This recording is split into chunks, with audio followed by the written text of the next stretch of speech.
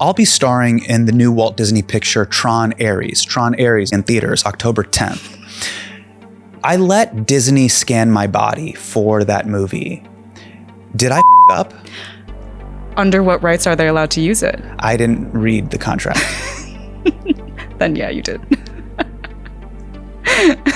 Sorry. As a future licensed trademark of the Walt Disney Corporation, I was curious to learn how artificial intelligence will transform my humanity into shareholder value. So I decided to talk with Karen Hao, author of the new book, Empire of AI. It explores how companies like OpenAI, Microsoft, and Google are behaving like modern empires, seizing and extracting natural resources, exploiting labor, and justifying it all as a civilizing mission to modernize the world. They basically do everything empires do except bomb brown countries. At least not yet. Now, this sounds bad, but it also feels, I don't know, just inevitable, you know? Anytime new technology comes along, most of us just shrug our shoulders. We're just like, all right, I guess I'm letting the Burger King app scan my iris. But according to Karen, it doesn't have to go down like this. With more democratic control, we could focus AI development on things we actually need, like healthcare, education, clear air, and most importantly, in my opinion, can we please get some robot butlers? Hurry right away, no delay, stop the day. Make your daddy glad to have had such a lad. You wrote this book called Empire of AI. But specifically, to get more specific, I want to talk about the three major camps that exist with AI. Yeah. I feel like you got the AI optimists. Mm-hmm. It's here, it's coming, this is a revolution. You got the AI skeptics. Yeah. This is the end. Then you have the AI haters. This is overblown, this is stupid, this is dumb. Stop. Which camp are you in? Kind of not any of the three. Okay. I would say I'm in the AI accountability camp, which recognizes that the AI industry has consolidated an extraordinary amount of power. And that's a nod to the title of my book, where I call these AI companies new forms of empire and how much economic and political power they have really concentrated. And I'm not a skeptic in that I do think there are many types of AI technologies that can be profoundly beneficial.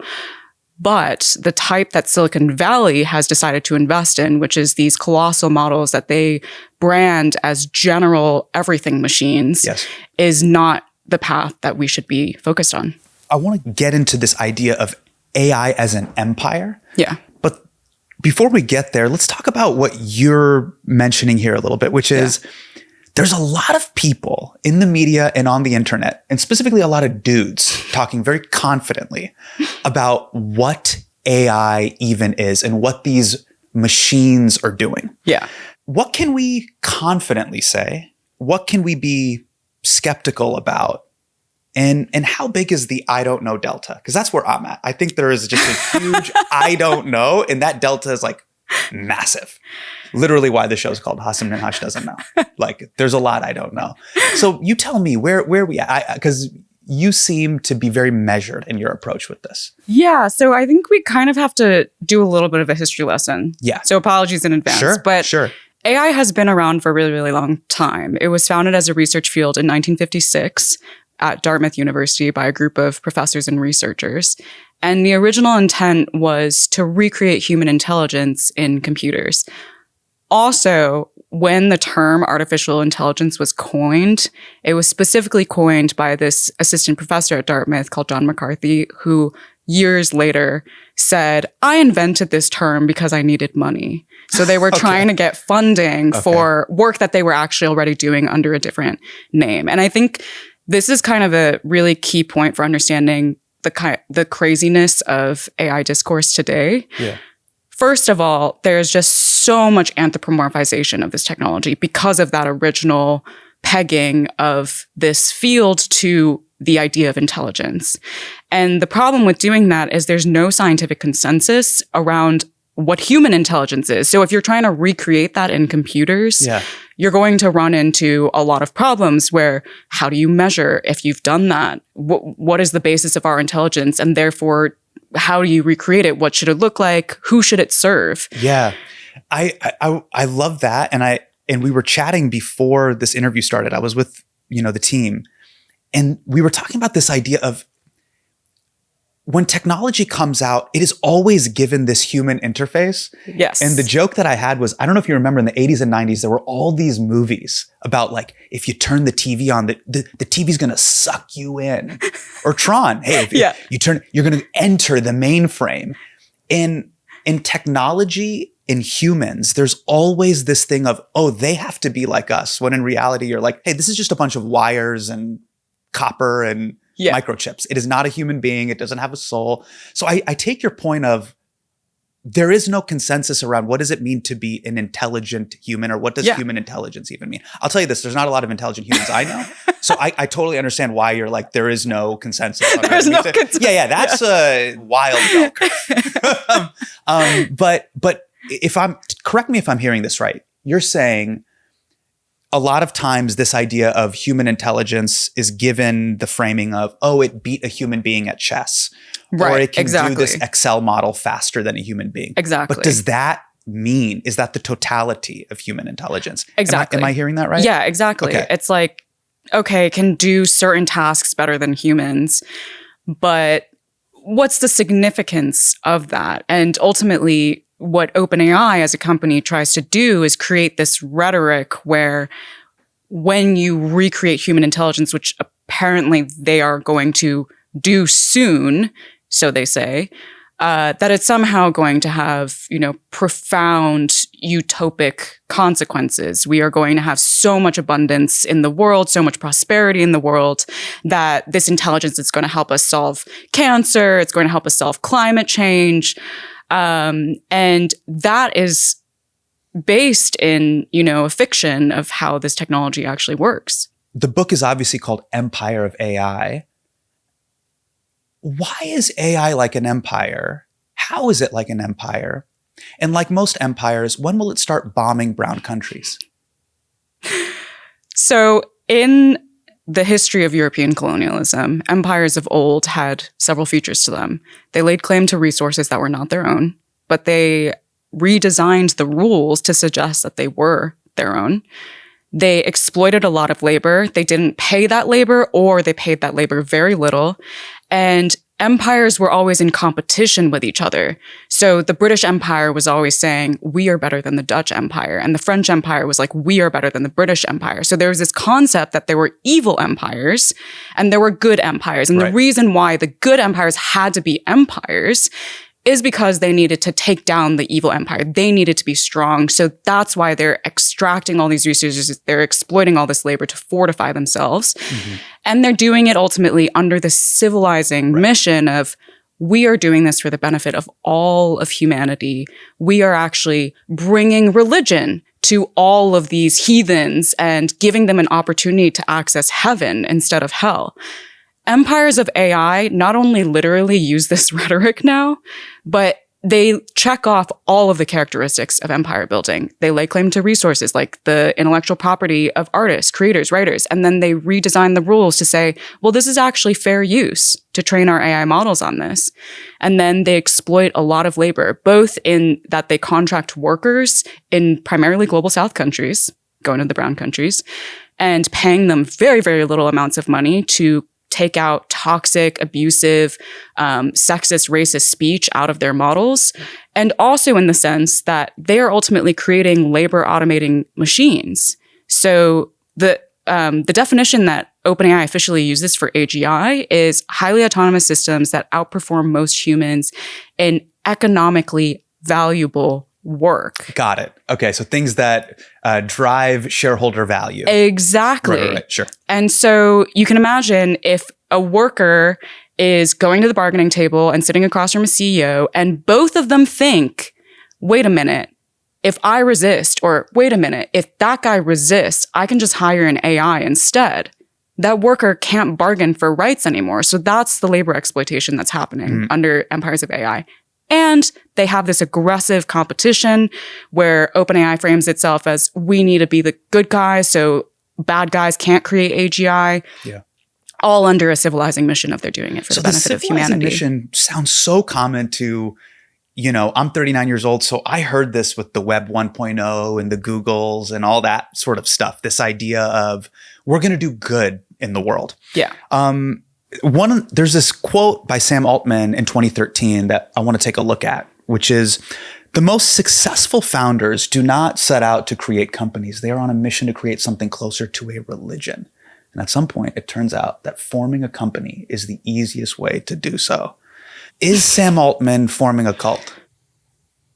I've started increasingly thinking that the best way to actually understand the AI world is Dune. Okay. Where you create this mythology. So Paul Atreides, his mom, right? She creates this mythology around him being the coming of the Messiah. And most people who hear this myth for the first time, they don't realize that it was handcrafted to control the people and make sure that Paul would ultimately have power.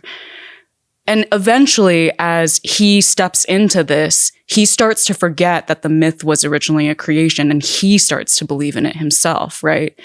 And I think this is exactly what's happening in the AI world with the kind of rhetoric that they use, where they talk about building digital gods and digital demons, literally, is that they created this mythology. At some point, someone created a mythology around the extraordinary power of these technologies and the need to usher it in carefully, very conveniently by the people that created that mythology.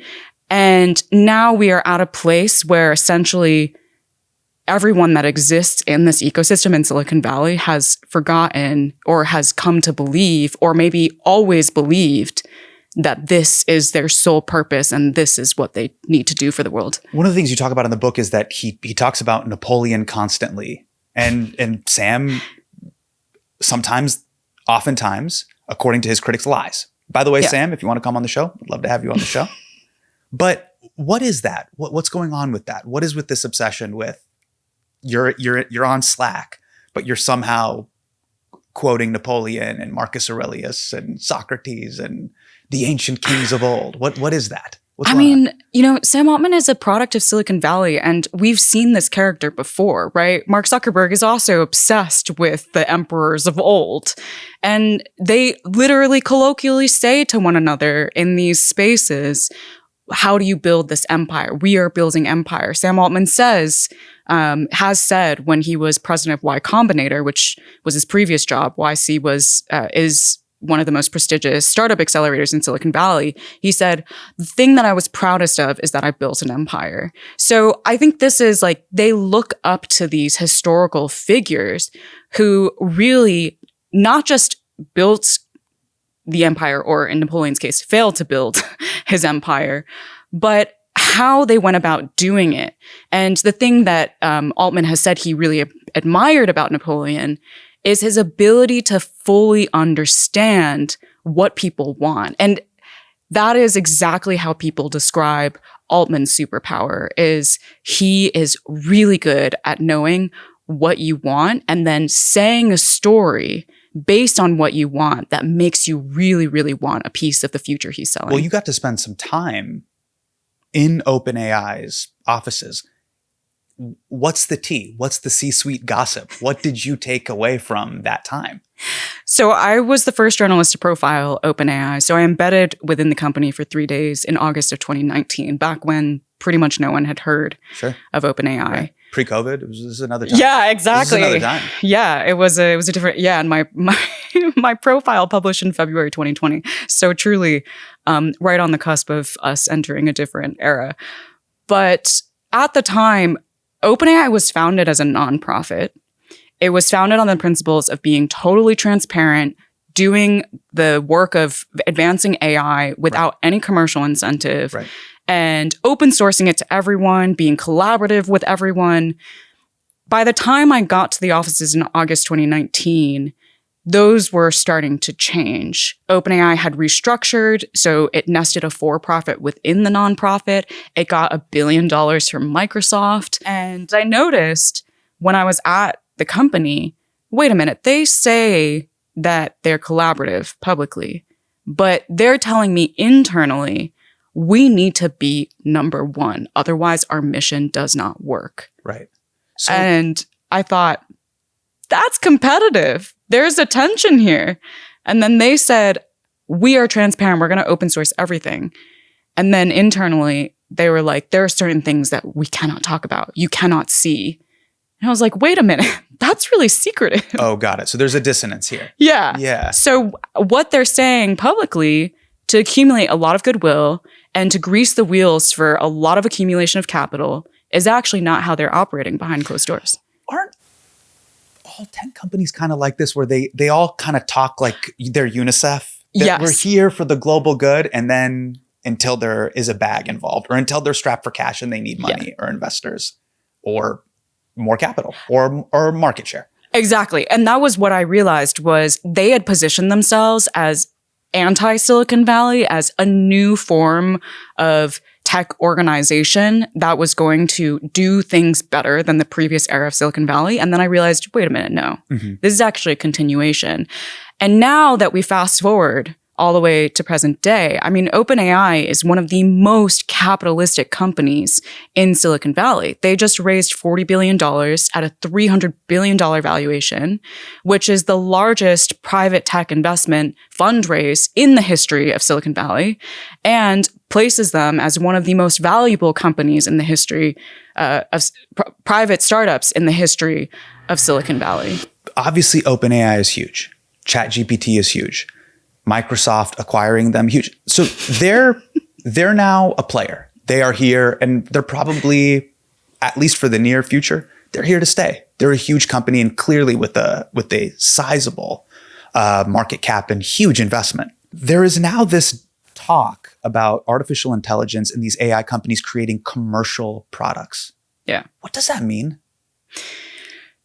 Honestly, what people should know is that means they're trying to get more of your data, because they are trying to figure out how to make their products, their technology so attractive that they can continue building them. Don't they already have all my data? Facebook, Apple, Netflix, Google, you got everything. That's what's wild. And that's why I think we've reached the moment where we can no longer talk about these as companies and we have to talk about them as empires, is the amount of data that they need has completely eclipsed the amount of data that social media companies took from us. Really? Yeah. How? So if you just look at Meta, which has also entered the AI race, I mean, Meta literally has 4 billion users' data from their previous era as a social media company. And they were using that to create their really lucrative ad targeting algorithms, right?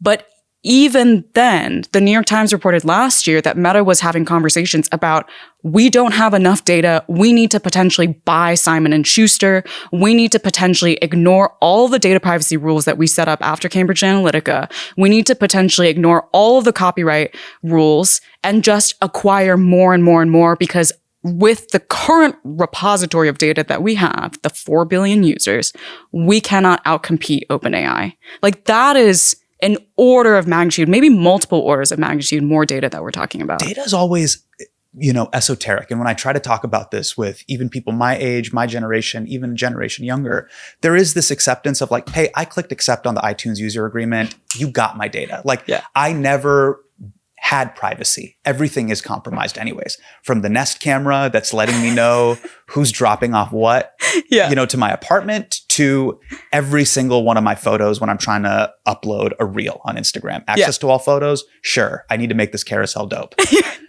So for me, as a human being, I'm a husband, I am a father, I got 2 kids. I'm like, look, you got my data and this is to make my world better. Yeah. When will you give me the robot butlers? Yeah. You got all my data. When are the robot butlers getting here? I'm talking about the people that are going to make my life better. Yeah. Please cook my food. Please clean my baby's booty. We argue about the dishes. People come over. We got more dishes. Do the dishes, fold my laundry, cook the food. Like, why? I don't want another app on my rectangle of sadness. I want the robot butlers. Is that going to happen with these AGI and AI machines or not? Totally not. And here's why. Oh, no. here's why you should stop giving all of your data to these companies. You're ceding a lot of control and agency of your life without actually getting much in return now. There used to be a time, I think, when there was kind of a fair trade-off of, okay, I get a little bit more convenience, I get some kind of technology that I've never gotten before, I get to connect with my long-lost elementary school friend. But we have reached a point where these companies, they have gotten so much economic and political leverage.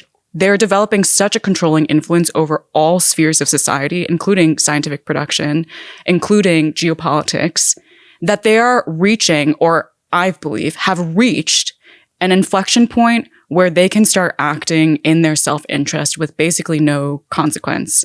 And originally, the bargain of giving data to companies is they will give you something in return. But these companies have reached empire status where they don't actually have to give you anything in return anymore. But what about like the way Grok can give me a demented photo of Bill Gates and Elon Musk having lunch? Like, isn't that a exchange? Or summarizing a very, very dense 89-page P&L report into something I can quickly make a decision on. Is that a fair exchange in your mind? Grok is a great example of how these companies operate, because in order to train Grok, Elon Musk set up a supercomputer called Colossus in the Memphis, Tennessee area and completely hijacked local democratic processes to put it up as quickly as possible and start powering it with unlicensed methane gas turbines that are now pummeling that area with huge amounts of air pollution, talking about Black and brown communities. And so, yes, there are certainly interesting utilities that come out of these tools, and there's certainly people that actually benefit a lot from using these tools. But the supply chain of producing these tools has already illustrated to us the logic of what's happening here, which is that these companies don't actually care about preserving people's right to even clean air in order to ultimately produce something that they are trying to use to then accumulate more data and get more money. Got it. Do you mind if we back up a sec and just, can you define what AGI is? Because there's a lot of people that are watching the show, that listen to the show, that it sounds like we're all talking about something different. What is AGI, and is it ex machina or not? AGI is whatever the companies need it to be. If they want to sell you a convenient product, they are going to talk about AGI as the movie Her and say, this is going to make your life so amazing. It's an operating system for your life. If they want to talk to Congress to ward off regulation, AGI is suddenly this mythical object that will solve climate change and cure cancer. And so AGI morphs, and that's why no one really can say what AGI means, because it shapeshifts based on what the companies need it to be. Yeah, that's the thing I keep seeing in different settings. Yeah. It can be congressional testimony. It can be a Super Bowl commercial. Yeah. So AGI is going to cure cancer. AGI, it's going to solve climate change. Or, I mean, the one that struck me, I have older parents. They go, AGI is going to be able to look at your parents' blood work and identify exactly what's wrong with them. Yeah. And so for me, I'm like, that's awesome. Exactly. But at its core is artificial general intelligence, a machine that just takes complex data sets. Yeah. Essentially unknown variables, and then just crunches out the answer to that data set. At its core, is it that? That's what AI at its core is at the moment. Okay. Which the reason why I say that is because there are many different techniques that could be used to automate certain types of tasks that traditionally we think only humans could do. And it just so happens that right now we are in a realm where the technique is very, very much data-driven, data processing. Right. Are you more pro task-specific AI? Like, are you in alignment on, hey, I'm for a product if it's specifically about bloodwork.ai. I just literally take everybody's blood work, grandma's blood work at Kaiser, and I'm going to tell you, hey, she may have a likelihood for X or Y disease. And then are you arguing against more kind of this general data scraping AGI of like, just give me everything and I'll tell you about it later. Absolutely. That's exactly right. Okay. Like, these companies are trying to build everything machines. The problem with everything machines is that they can't actually do everything. They do some things for some people, because also time and time again, we've seen through the history of AI development that models have embedded biases based on the data that they're trained on, based on who gets to leave data on the internet and who gets to shape these technologies.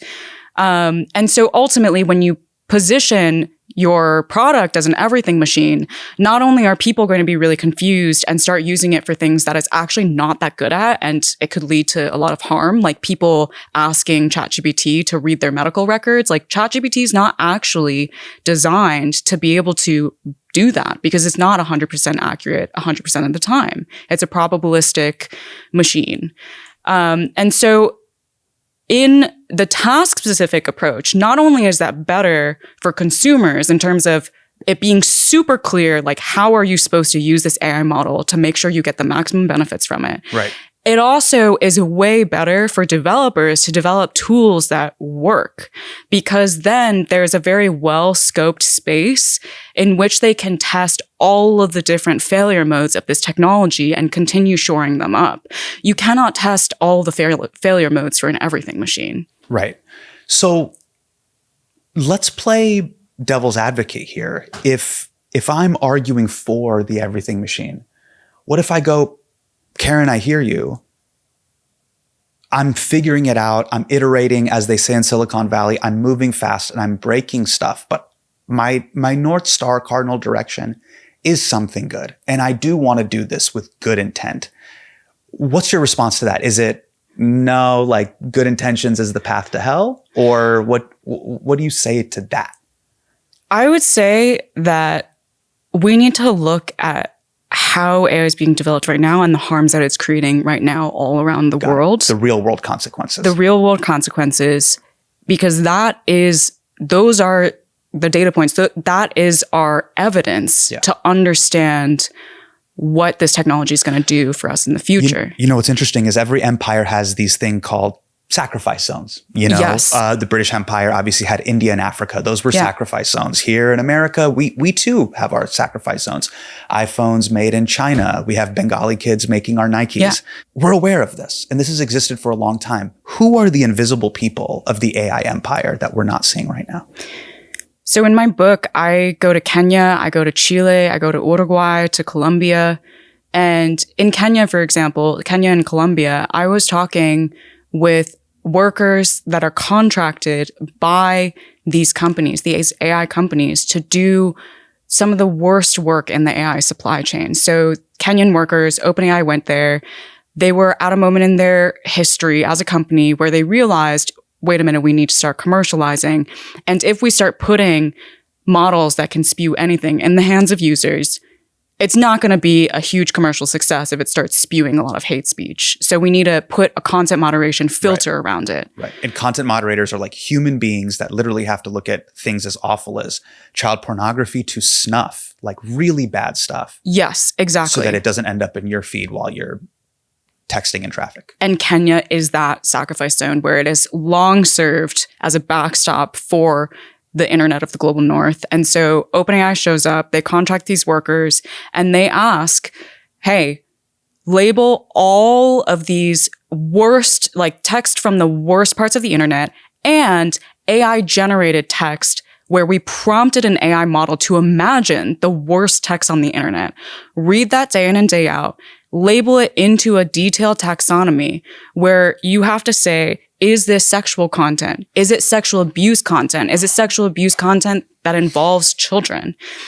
And those workers, like all content moderators, ended up psychologically devastated. And not only them, because these individuals are part of communities. There are people that depend on them. And I write about a man named Mofat Okinye, who I met, who was one of the Kenyan workers contracted by OpenAI, where he completely changed his personality. He was on the sexual content team, and his wife had no idea what was going on because he had no way to tell her, oh, I'm reading sex content all day.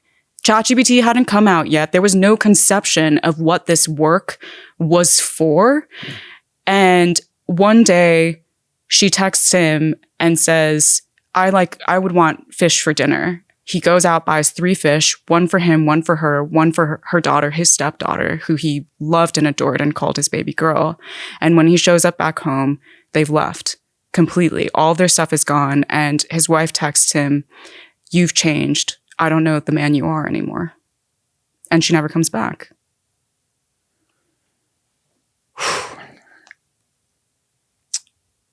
This is really heavy stuff. And what I took away from the book and what you're talking about really is this very modern, updated, but classic, I call it critique of capitalism, and how the benefits, whether those be social or business profits, are not equally distributed. But then I got to thinking, I go, have the benefits of technology and these tech companies and these empires ever been equally distributed? Right. Is this the story of man? Sadly, I haven't been able to reconcile that. How have you processed all of this? To me, yeah, I cite a book in the book called Power and Progress, which was written by 2 MIT economists, Daron Acemoglu and Simon Johnson. They just won the Nobel Prize for Economics last year. And they say exactly this, that over the 1,000 years of technology, they analyzed 1,000 years. Technology's been around for longer, but Sure. Analyzing 1,000 years of technology history, there is a consistent pattern that we see in every technology revolution that the elites are the ones that have the money, the influence, the power to actually rally enough resources around creating certain new technologies, but it's also created in their image. And consistently, there's a lot of fallout that comes from that, where people who do not live like them, who do not look like them, end up being harmed. Either their jobs are lost or worse, you know? But the thing that Silicon Valley will always tell you is that is justification for why this technology revolution is happening in the same way. And to me, it's like, wait a minute. Most of these technology revolutions that have happened in the last 1,000 years were when we didn't have human rights in existence. We didn't have democracy. People didn't believe in their own agency and their right to self-determination. And this technology revolution is now in an era where we have all those things. Right. So we should want better. We should want more. And we should actually reinvent the way that technology revolutions happen so that they don't just repeat all of the terrible things that happened in previous revolutions without any rights. You're going to be doing the media rounds talking about this book, and you're probably going to hear, and you've heard this probably in online discourse, but you're going to hear it as you do the rounds. Hey, Karen, I'm sorry, the genie is out of the bottle. I call it the genie is out of the bottle .pdf paradox. Hey, guess what? Whether this company does it, another company will do it. Whether America does it, China will do it. Somebody is going to do it. So you better get on board and just give in. What do you say to that? What do you say to this? Like, hey, it's already happening, boomer. So get on board. Like, what do you... I'm not saying you're a boomer. I get told that. But you know what I mean? I get told this all the time by techno-optimists. Yeah. Of like, it's happening. Yeah. So do you of course they're going to tell you that, because that's like a feature of empire is they're made to feel inevitable. Yeah. And that is part of their power. Their persuasive power is you can't stop it. It's an unstoppable force. But the thing is, every empire has fallen in history because they're actually really weak at their foundations. And the way that I think about how we can actually contain the empire is thinking about the full supply chain of AI development. These companies, in order to do what they do, they actually need resources from us. They need our data. They need the land, energy, and water to power their data centers. They need that labor. They need talent, the AI researchers that are working within their labs. And they also need consumers to buy their technologies, to deploy them into classrooms, into healthcare, into all of these different spaces.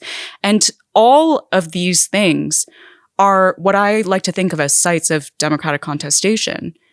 There are already movements happening where artists are glazing their work when they put it up on the internet in online portfolios, such that there's no difference to the naked eye, but when an AI model trains on it, it breaks the AI model apart. And that's one form of resistance of, if you're not going to ask for my consent, if you're not going to compensate me, you don't get this data for free.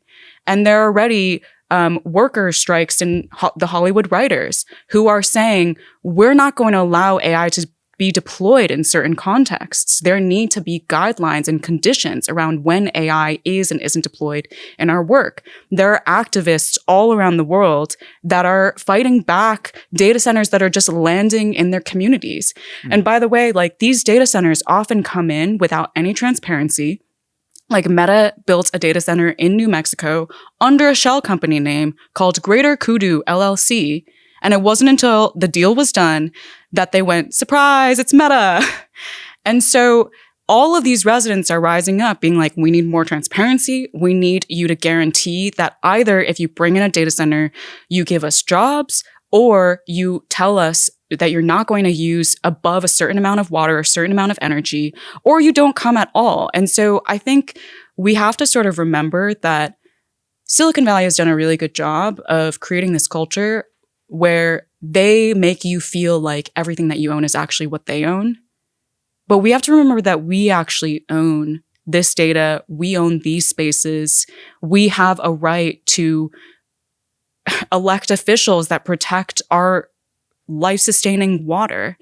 And if everyone actually remembers that and asserts, hey, we want AI to be developed this way, we want it to be deployed this way, companies have to follow. They're ultimately businesses. Is there a central place where collective action can gather around a common, almost set of human rights in the face of this AI revolution? And I think not necessarily a central place, more of a distributed many, many places. Okay. You know, if you're a parent, you are a parent. I am a parent. The fact that your school is implementing certain technologies that are going to affect your kids, like, build a parent group or a parent-teacher coalition and be like, hey, let's actually talk about this before you start, using facial recognition on my kid, before you start turning my kid into a QR code. Let's actually set some guidelines around what kinds of technologies we do want to use and don't want to use. Yeah. If you are going to your doctor's office, like, ask, what AI do you use? And can I opt out? And maybe get together with other patients, the nurses in the office, and ask, like, can we create guardrails around that too? When you go to work, your job is almost definitely now talking about, like, how do we adopt AI? What is our AI policy? Yeah. Get together a group of coworkers, talk to your boss. Like, let's have a meeting about this. So this is really rubber meets the road.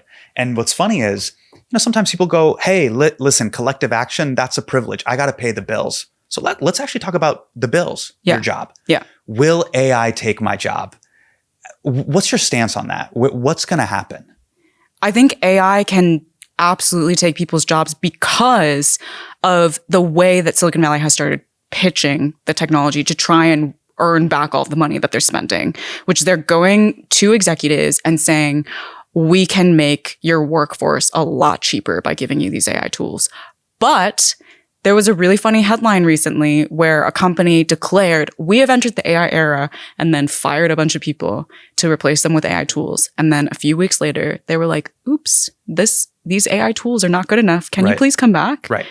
So the reason why AI is going to automate jobs is not always going to be because the AI tools are actually up to snuff. It's because people are putting the cart before the horse and just getting rid of workers, being pulled into this allure that AI is the solution. How should I think about it? Because I've heard two different versions, and it sounds like the story you just told me is simultaneously both.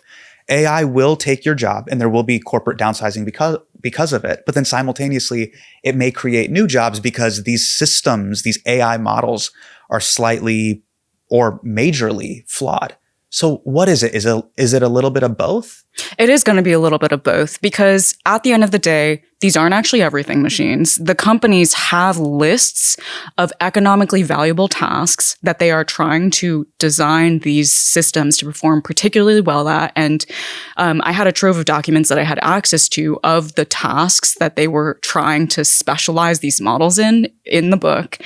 And they tried to target the most lucrative industries: entertainment, media, finance, healthcare, because those are the industries where they can show up to the executives who pay the big bucks. Mm-hmm. And so that is where these models might get really good. And, these companies are investing a lot in automating coding, which is particularly something that AI is good at. It's super computational. Right. And so there will be certain things that will certainly, like AI models, will be technically competent at replacing a human. There will be many other things that it will not be, but that won't necessarily have a bearing on whether that person keeps their job anyway, because ultimately it's not actually AI taking your job. It's humans. It's an executive deciding that your job is now redundant. Interesting. I hear this with the education system as well. There's this idea of like, well, AI can code, it can text, it can write, it can summarize, and it can analyze complex data sets. You might as well be illiterate. What do you say to that? For some reason, I firmly disagree, but what do you say to that? Is it kind of true? No, I do firmly disagree. I mean, this is like, in order for democracy to function, I mean, I'm getting really high level here. Sure. But no, let's get philosophical here. In order for democracy to function, we need critical thinking skills. We need agency. We need to be able to be independent from the crutches that Silicon Valley is trying to sell us, Mm-hmm. And so ultimately, I mean, the best thing is for technology to be assistive to people, not to totally gouge out their brains. Right. Do you feel, unfortunately, as someone who, you write and you cover stories like this for a living, do you see it frying our brains? I do see it frying a lot of people's brains. But the thing that has been really amazing is at the same time, there is now more conversation than ever before about AI and whether it's good and whether it's bad. What do we want out of it? Like, I've been covering this since 2018. Uh-huh. And this is the first time that, we are having actual global conversations about the ethics in the zeitgeist. Yeah, totally. Yeah. And so that is, I think, a sign that it's going to take a lot of hard work to readjust the vehicle that's bulldozing its way in one direction. But we're going to get there. In 2023, this conversation around AI really took center stage in my industry around the WGA and the SAG strikes. There was strikes and then there were negotiations. How do you think the strike went and how do you think it's played out since? What have you noticed that's good or bad about what went down? It definitely showed that collective action is an extremely important mechanism to hold on to for demanding certain protections against AI. But the specific details of like how specific, like what they negotiated, I couldn't say how it actually has resisted or been resilient under the test of time. But I think to me, it was really amazing that they actually got the executives to the negotiating table to actually put AI up for discussion. And that is something that every industry, any worker, anywhere can learn from. I'll be starring in the new Walt Disney picture, Tron Ares in theaters, October 10th. I let Disney scan my body for that movie. Did I fuck up? Under what rights are they allowed to use it? I didn't read the contract. Then yeah, you did. Sorry. I did ask for free tickets to Disneyland. That's all I did. And then I walked in. I mean, if it works for you, if that's a fair trade. As I scrolled through the thing, I was like, well, is there just an AI thing that can summarize what I'm about to sign?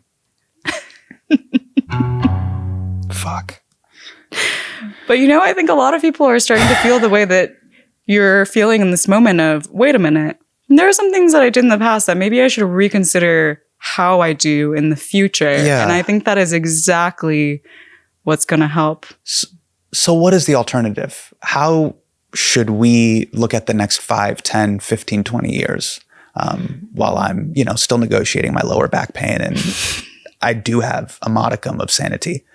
For real, I think about this like the next 20, 25 years of my life. What are the alternatives to what we currently have, and what should we do?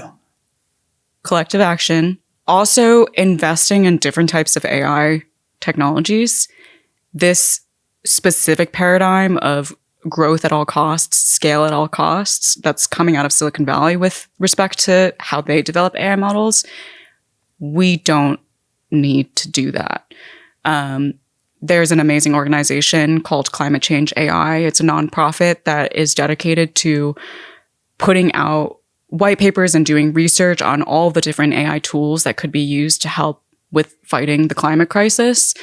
And pretty much all of their recommendations actually have nothing to do with generative AI. So, for example, they recommend optimization models to help better integrate renewable energy into the grid, because you need to be able to predict how much renewable energy generation there's going to be when the sun shines, when the wind blows.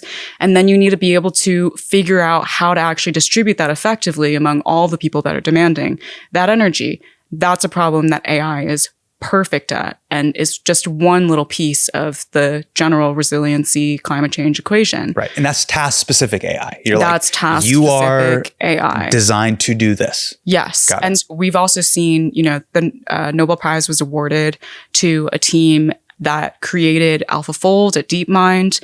AlphaFold helped. It was also task-specific AI that helped with predicting protein structures from their sequences, which is really critical for drug discovery, for understanding disease.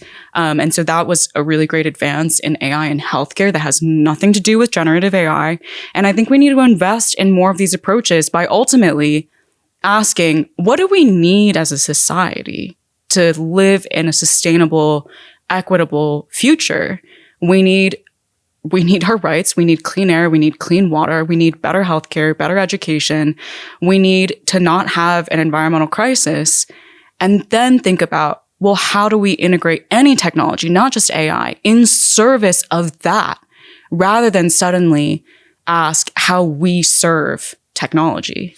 I have been thinking about the way even collective action, that's important, but I've been thinking about the way, how does the government get involved? And the toughest part with government, this, is if you look at Congress and Senate, it's a fucking retirement home. Yeah. I mean, Chuck Grassley's in his 90s.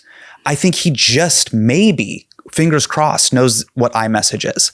How can our government officials hold any technology company accountable when you have an analog government trying to compete with an AI revolution? We obviously have a huge vacuum of leadership at the top in the US right now. But the beautiful thing about democracy is you can also have leadership at the bottom.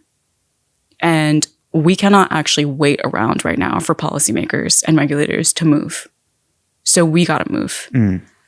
The scary thing that I think about all the time is when I read history, when you look at any company that has been able to acquire exorbitant amounts of wealth and deliver returns for shareholders, there's always what's written legally. Here are the 12 rules, right?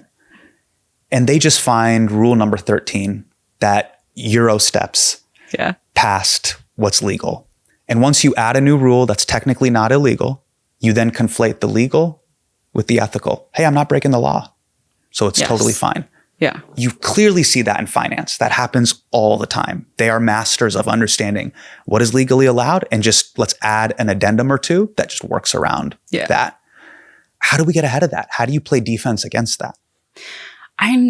There's some really interesting case studies in history of this collective action helping to do that thing. Like when you talk about the fashion industry, there were some serious environmental and labor harms coming out of the fashion industry. Right.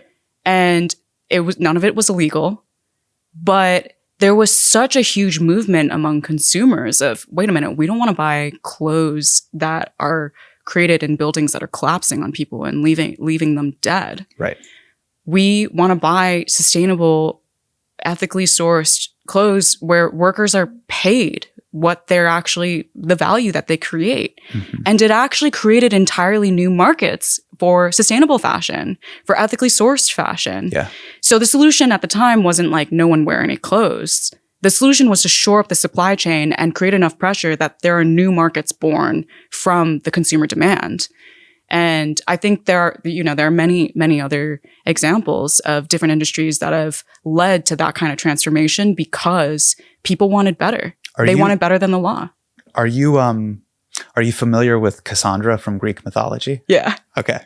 So for those of you that aren't aware, in Greek mythology, Cassandra was a prophet whose prophecies always came true, but were never believed by the people. So she would tell you what's going to happen and it would fall on deaf ears. Do you feel like you are a Cassandra when it comes to AI? No, actually, I've been amazed by how many people I talk to around the world who are like, oh yeah, this is exactly what I'm feeling. And that has been amazing. This has been an amazing conversation, Karen. I love chatting with you. Do you have any final thoughts that you want to leave our audience with? But this has been so rad. Thank you for doing your work. Just that I'm your #1 fan and everyone should continue watching Hasan Minhaj. Oh, thank you. Thank you, Karen. Appreciate you being on the show. Thank you so much for having me. All right. Mom, you got a competitor right here. Sorry, Seema. Great. This was so lovely. Thank you. Thank you. Hurry right away.